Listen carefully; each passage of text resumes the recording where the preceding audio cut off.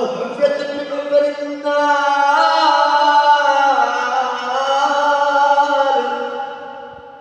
আল কবরু রাওযাতুন মিন রিয়াদিল জান্নাহ। কবর কারো জন্য জান্নাতের গর্তের মধ্যে একটি, জান্নাতের টুকরা সমূহের মধ্যে একটি টুকরা। আও হুফরাতুন মিন হুফারিন নার, আর কবর কারো জন্য জাহান্নামের টুকরার মধ্যে একটি টুকরা। যদি দুনিয়ার জমিনে আপনি নেকি কাজ করে যাও, ভালো ভালো কাজ করে যাও, তাহলে আপনার কবর হবে জান্নাতের টুকরা।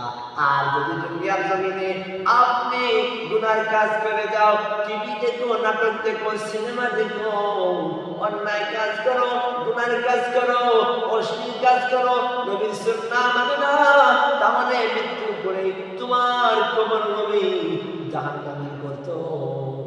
এই জন্য কবর কার জন্য জান্নাতের টুকরা, কার জন্য জাহান্নামের গর্ত, তার আমল অনুযায়ী। ও মা বোনেরা, ভাই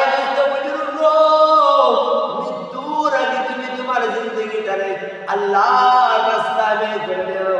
মৃত্যুর আগে তুমি তোমার জীবনটারে আল্লাহর রাস্তায় সঁপে দাও। অবশ্যই অবশ্যই তুমি মৃত্যুর পরে জান্নাত পাইবে।